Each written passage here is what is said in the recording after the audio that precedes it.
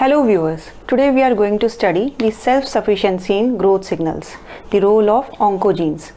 We know that self-sufficiency in growth signal is one of the 8 cellular and molecular hallmark of cancer. And what are oncogenes? Oncogenes are mutated or overexpressed version of proto-oncogenes. Proto-oncogenes are normally present in the cells. They promote the proliferation of the cells but in a controlled and regulated manner. Whereas the oncogenes, they cause excessive proliferation of the cells and they do not require growth factors or external stimuli for the growth of the cells. Now there are various signaling pathways, various types of signaling pathways which are implicated in various types of cancers. The alteration in these signaling pathways are implicated in the causation and progression of various types of cancers. These are receptor tyrosine kinase pathway, G protein coupled receptor pathway, JAK-STAT pathway, WNT pathway, Notch pathway, Hedgehog pathway, TGF beta SMAD pathway, NF-kappa B pathway. And this diagram shows the receptor tyrosine kinase pathway. Now let us see what are the steps in the physiologic growth factor induced signaling. What is occurring at in a normal cell? So there is binding of growth factor to its receptor. So growth factor binds to the growth factor receptors. It has a specific growth factor receptor. So this leads to transient and limited activation of growth factor receptor. And this leads to activation of cytoplasmic signal transduction molecules. These are cytoplasmic signal transduction molecules, and this leads to further activation of the downstream signaling pathways. These are the downstream signaling pathways, and ultimately there is transmission of these transduced signals to the nucleus. This is the nucleus. So these signals are then transduced to the nucleus. This leads to activation of the transcription factors and epigenetic alterations that cause DNA transcription. So this leads to expression of genes that promote the entry and progression of the cell into cell cycle. And also there is expression and or change in the expression of genes that support cell survival and metabolic alterations.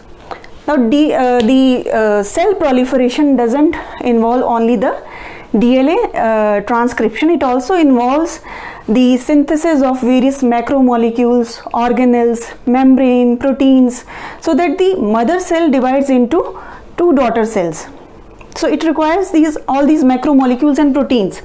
So side by side the DNA transcription is occurring. Side by side there is a coordinated activity that is going on to facilitate the synthesis of these molecules. Now what is happening in the receptor tyrosine kinase pathway? The growth factor binds to the growth factor receptor. This leads to activation of the cytoplasmic signal transduction molecules, RAS. Then the active RAS leads to activation of the 2 downstream signaling pathways, the MAP kinase pathway and PI3K AKT pathway. This leads to activation of the transcription. There is activation of the MYC gene which encodes the transcription activators which lead to pro-growth metabolism and increased protein synthesis. And also there is activation of D-cyclins which lead to cell cycle progression, and all these pathways then converge towards cell growth. Now the proto-oncogenes can be divided into 5 classes. The proto-oncogenes encode first the growth factor receptors, then the signal transduction molecules, then the transcription factors, then the cell cycle regulators. Similarly, the oncogenes, which are the mutated or overexpressed versions of the proto-oncogenes, they also can be divided into 5 classes. So they encode oncoproteins. The proto-oncogenes are encoding the normal proteins and the oncogenes are encoding the oncoproteins. They perform the same functions but they are constitutively active. They do not require the growth factors. They free the cell from the regulatory controls. They do not require the growth factors or the external stimuli for the proliferation of the cells. Now let us see the first class of the oncogenes which encode the growth factor. So the oncogenes may encode growth factor receptors, signal transducers, transcription factors, and cell cycle components. So first is the growth factors. So the growth factors can act by paracrine effect or autocrine effect. In paracrine effect, the growth factor is produced by one cell and it acts on another cell. The receptor for this growth factor is present on another cell. Whereas in autocrine effect, the growth factor is produced by the same cell and it has the receptor for the growth factor. So the growth factor receptor is present on the same cell which is producing the growth factor. For example, in brain tumors called glioblastomas, they express both the platelet derived growth factor and its receptor, platelet derived growth factor receptor. And also in sarcomas, there is overexpression of TGF alpha, transforming growth factor alpha, and its receptor, epidermal growth factor receptor. Now let us see some important growth factors which are activated in various tumors. Let us see a table. This table shows selected oncogenes, their mode of activation and associated human tumors. In this, the first category is growth factors. PDGF beta. It is encoded by PDGFB and its overexpression is seen in astrocytoma. Fibroblast growth factors. HSG1. Its overexpression is seen in osteosarcoma. The gene FGF3, it also encodes fibroblast growth factors and its amplification is seen in stomach cancer, bladder cancer, breast cancer, melanoma.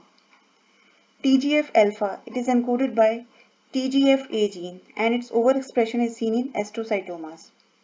HGF hepatocyte growth factor, it is encoded by HGF gene and its overexpression is seen in hepatocellular carcinomas, thyroid cancer. Next is the growth factor receptors. A large number of oncogenes encode growth factor receptors, but the receptor tyrosine kinases are most important in cancer. The receptor tyrosine kinases are transmembrane proteins. They are transmembrane proteins. They have extracellular growth factor binding domain and a cytoplasmic tyrosine kinase domain.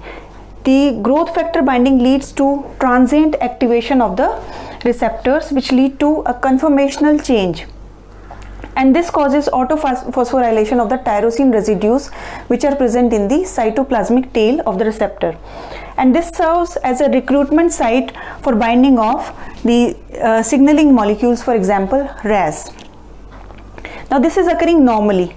Now the receptor tyrosine kinase can be activated by point mutations, gene rearrangements and gene amplifications.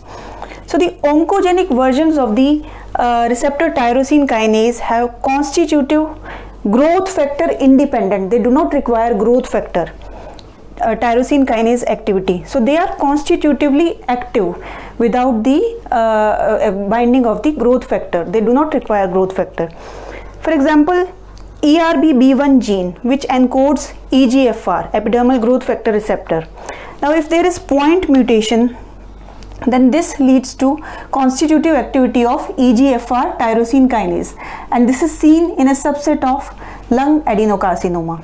Another example is ERBB2 gene, which encodes HER2, and this is amplified in certain breast carcinomas, and this amplification leads to overexpression of the HER2 receptor and constitutive tyrosine kinase activity. Next example is ALK, which is a receptor tyrosine kinase, and this can be activated by gene rearrangement. This can be activated by gene rearrangement. The deletion on chromosome 5 fuses a part of ALK gene with EML4 gene. Now this EML4 ALK fusion gene is formed, which encodes a chimeric protein which has constitutive tyrosine kinase activity, and this is seen in a subset of lung adenocarcinomas.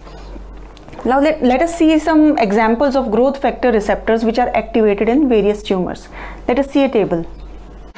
The second category is growth factor receptors. EGF receptor family, encoded by ERBB1, and its mutation is seen in adenocarcinoma of lung. The gene ERBB2 Its amplification is seen in breast carcinoma.